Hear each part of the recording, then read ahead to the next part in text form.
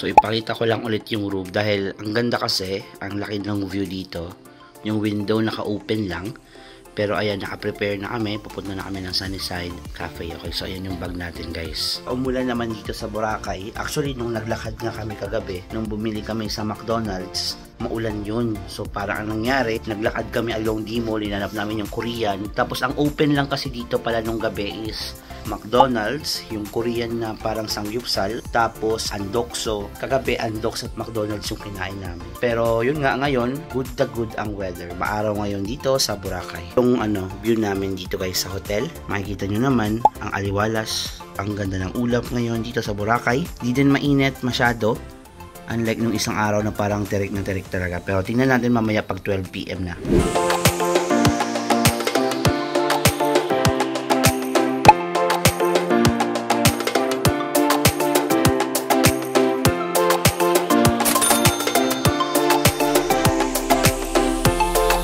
So unang dumating yung drinks namin.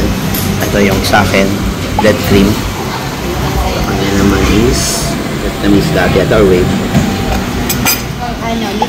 Little wave. So dumating na yung food namin. Tapos sa kanya, sa akin bacon slab.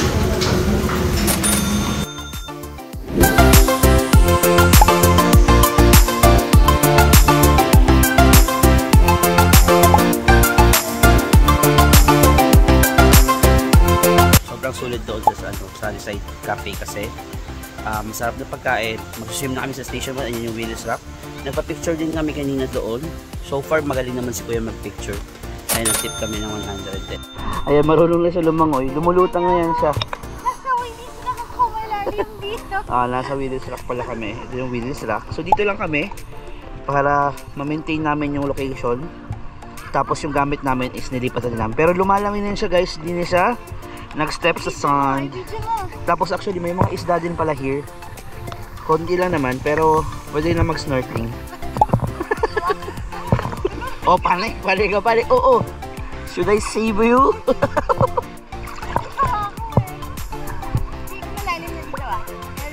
Ano leeg ko? So ayun, marunong na talaga siya lumangoy guys. So meron din pala nagpa-paddleboard here.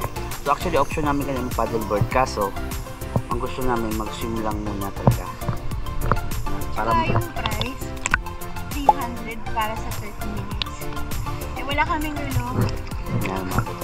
So di namin matatrack. Last time kasi na nagganon kami 1,000. Hindi namin natrack. So ang senior sa amin 1,000. Para yun sa dalawang paddleboard. Isa lang ata yun? Isa lang ba? Ay oo, isa nga. So mag-snorkeling siya na walang life jacket daw. Okay. Extra challenge. 1, 2, 3.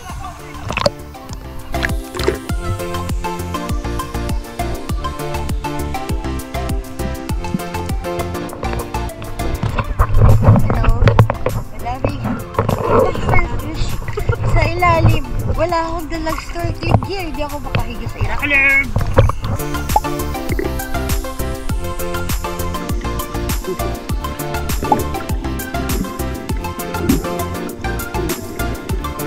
So ayan, tapos na kami mag-swim. Pero kita nyo naman, ang ganda pa rin ng Boracay and walang araw ngayon. So perfect na perfect sa pag-swim. 12 noon yan guys, pero hindi terik ang araw. So good day, good day. So andito na kami sa U Hotel. Dito naman kami maliligo, pero after nito pupunta kami ng beach. So syempre mag-quick dip lang din kami para matry namin yung pool ng hotel namin. Sabi ni Boracay, isa siya sa may mga heated pool. Tama. So try namin. Try namin.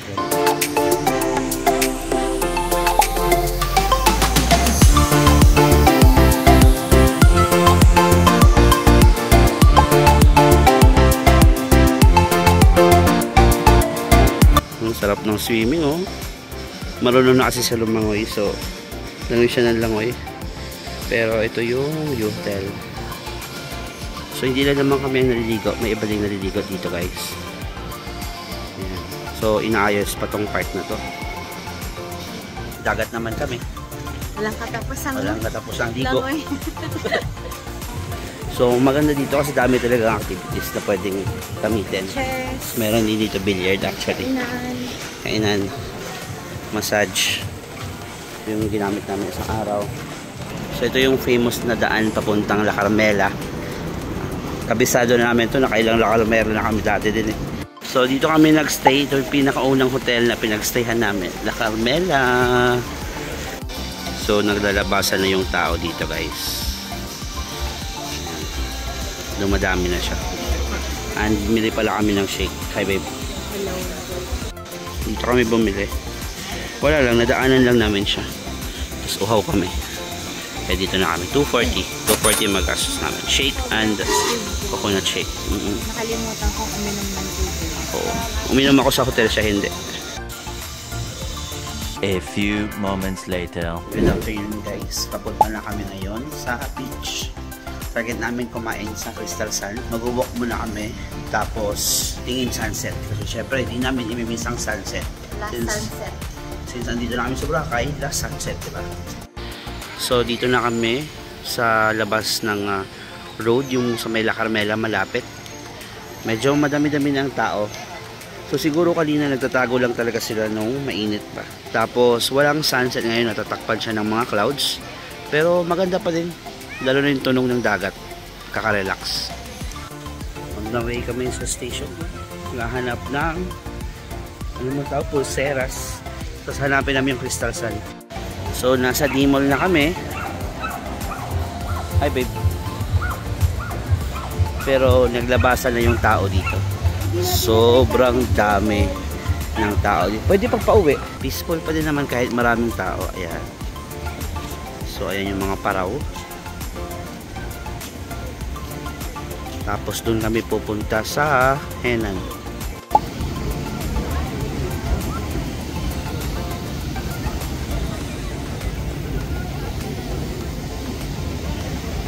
So dito kami kakain ngayon sa Henan Crystal Resort.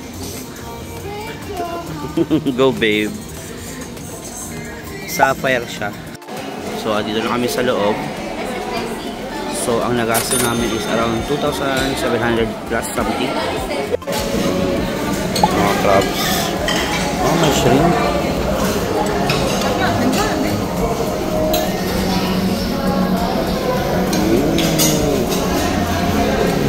Ito mga bread something. Oh, meron pala sila mga ganito, babe.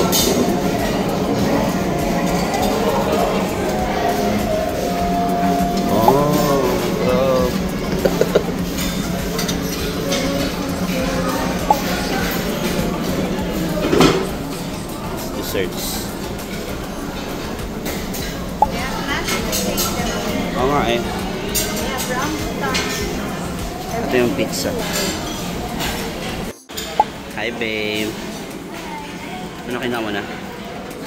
Ayan. Happy birthday to me.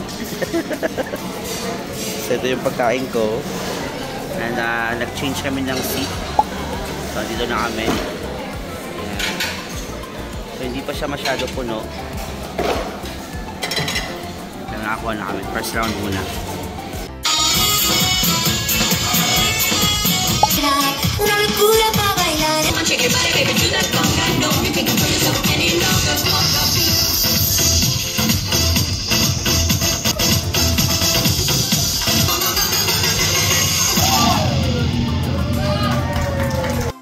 So for pasalubong, bumili si baby ng mga anek-anek dyan, malapit sa may Jerry's Grill.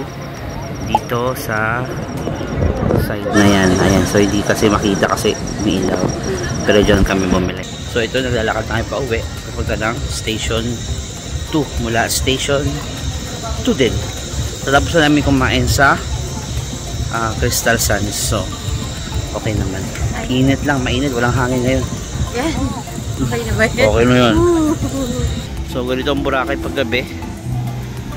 So marami tao dyan sa gilid. Pero sa beach, konti na lang naglalakad. Low tide kasi siya ngayon.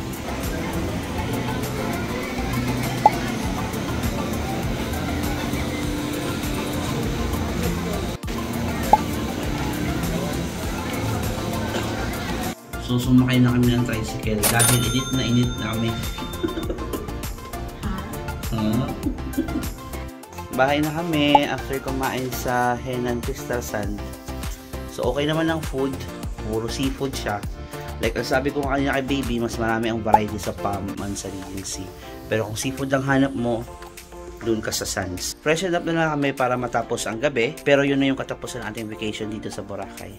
Sulit naman, 2 hotel, more than 8 days. 8 days ata. And sobrang daming food ang kinain namin. 24 hours later. Okay, so guys, nagpe-prepare na kami ngayon dahil ang flight namin is around 12 noon.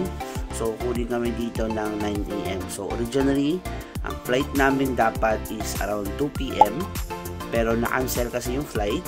So, ang ginawa ng AirAsia is binook kami na mas maaga. Actually, nagpe-prepare kami, hindi dahil masyadong late na kami, pero maghahanap kasi kami ng breakfast area na malapit lang dito. Kasi parang gusto namin kakaiba yung breakfast pa rin namin. End of our vacation na and back to reality na kami mamaya. Hindi na kami nag-pack.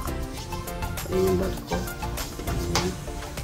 And okay na din yung luggage. So, sasaglit lang kami mag-breakfast. Nag-move na naman yung schedule ng flight namin. From 12:30 naging 1 PM na siya.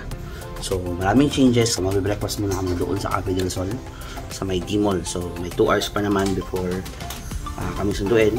And yun nga, see you doon na lang. So, dito kami sa Cafe del Sol naman. Breakfast na.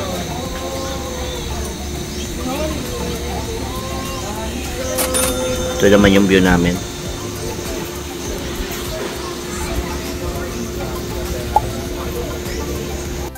So, ang flight natin is 1:30 pa naman. 9:30 tayo kukunin. So, enjoy lang natin yung food. So, dito na yung food namin. Ang food ni baby is Eggs Benedict. Ayan siya. Sarap tingnan. Sa akin naman,